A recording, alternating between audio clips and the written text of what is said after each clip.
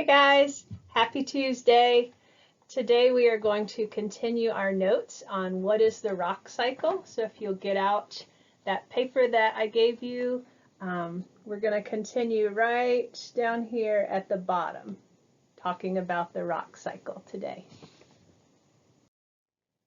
Today your ticket out our virtual door is that you should be able to explain the series of processes that make up the rock cycle. There are quite a few things that can happen as these rocks on our planet change from one type of rock to the other. So I'm hoping that through this PowerPoint you will be able to explain these when we are finished. So what is the rock cycle? So the rock cycle is the process in which rocks can change from one type of rock to another. So to us, rocks may seem very permanent, solid, and unchanging, but in fact, over millions of years, any of these three types of rocks can change into other types of rocks. For example, igneous rocks can change into sedimentary rocks, metamorphic rock, or they can change back into another kind of igneous rock. So this series of all these processes where rock changes from one form to another, as we said, is called the rock cycle. Rocks can follow many different pathways in this cycle. So some examples of these pathways are shown in this graphic. Temperature, pressure, weathering, and erosion can change a rock's identity. Where rock's located on a tectonic plate and whether the rock is at Earth's surface can also influence how it changes forms. So when igneous rock is exposed at Earth's surface, it might break down into sediment through weathering. Igneous rock may also change directly into metamorphic rock while it's still beneath Earth's surface. Or it might also melt and form into magma that becomes another type of igneous rock. Let's talk about sedimentary rock. When sediment is pressed together and cemented, the sediment becomes sedimentary rock. With temperature and pressure changes, sedimentary rock may become metamorphic rock, or they may melt and become igneous rock. Sedimentary rock may also be broken down at Earth's surface and turned back into sedimentary rock, just in a different form. So under certain temperature and pressure conditions, metamorphic rock will melt and form magma. Metamorphic rock can also be altered by heat and pressure to form a different type of metamorphic rock. So metamorphic rock can also be broken down by weathering and erosion, and then that of course leads us back to sedimentary rock.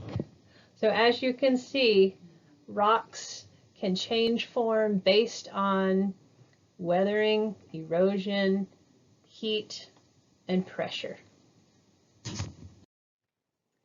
So here's a different graphic kind of showing the same thing, but it might be easier to understand with this one. So if we start with igneous rock, we know that that comes from a volcano. It's either been magma or lava. Through weathering, erosion, and deposition, that can turn into sedimentary rock. When sedimentary rock changes its temperature and pressure, it can form metamorphic rock. Metamorphic rock, if it undergoes weathering, erosion, and deposition, it can turn into sedimentary rock. Igneous rock, if it gets heated again and under pressure, it can form metamorphic rock. If metamorphic rock melts and cools, then we're back to an igneous rock, and so on. So how do the tectonic plate movements affect the rock cycle? Well, they affect it in a big way.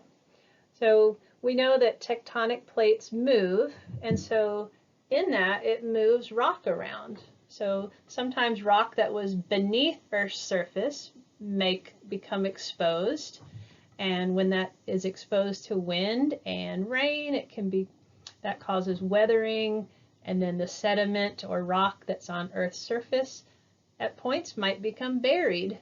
That changes the rock. Rocks can also be changed into metamorphic rock by tectonic plate collisions because of that increased temperature and pressure that we know goes along with that. So rocks can change by moving rock up or down. So there are two types of vertical movements in Earth's crust. We call that uplift and subsidence. So uplift is the rising of regions of the crust to higher elevations. So uplift increases the rate of erosion on rocks. Subsidence is the sinking of regions of the crust to lower elevations. So subsidence leads to the formation of basins where the sediment can be deposited, and then from that point it ends up with more pressure, eventually over many, many, many thousands of years forming sedimentary rock. So plate movement also affects rocks by pulling apart Earth's surface. We know that that would be our divergent boundaries that we've learned about. So by pulling apart Earth's surface, rift zones can be created. So a rift zone is an area where a set of deep cracks form. Rift zones are common between plate tectonics that are pulling apart. As they pull apart, blocks of the crust in the center of the rift zone subside, and the pressure on the buried rocks is reduced. So that reduction in pressure allows rock below Earth's surface to rise up to the top. As the rock rises, it undergoes partial melting and it forms magma. And then we know magma can cool below Earth's surface to form igneous rocks. And remember, those are called intrusive igneous rocks. If it reaches the surface and becomes lava, it can also form an igneous rock, and those are called extrusive igneous rocks. All right, so let's start with igneous rocks. If igneous rocks undergo weathering and erosion, that forms sediment. So if the sediment undergo compaction and cementation, that is what forms sedimentary rocks. If sedimentary rocks have weathering and erosion, we're back to sediment. If these sedimentary rocks undergo heat and pressure, then we have metamorphic rock. If the metamorphic rock melts, it becomes lava. Whoops, lava. Once that lava cools, we're back to igneous rock. Igneous rock can also melt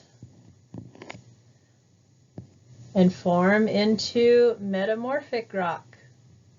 If our metamorphic rock undergoes weathering, we're back to sediment. So as you can see, all of these things happen through the rock cycle.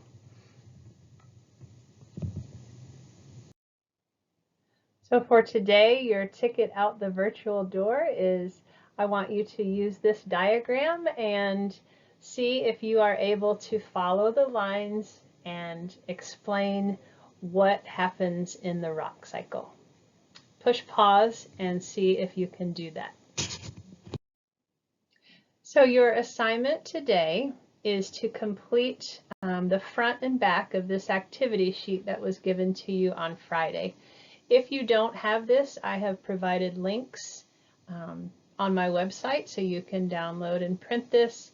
If you don't have a printer, you can just look at it and maybe write on your screen or be creative. Maybe you can do it on notebook paper.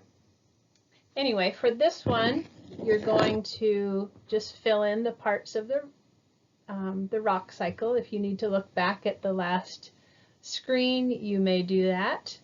And on this one, you've just got another diagram of the rock cycle, and then down here we've got some situations where one rock changes to another, and it gives you some clues, and your job is to determine if it's an igneous rock, a sedimentary rock, or a metamorphic rock.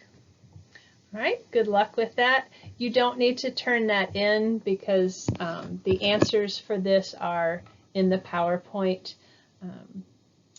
So just let me know if you have any questions on that.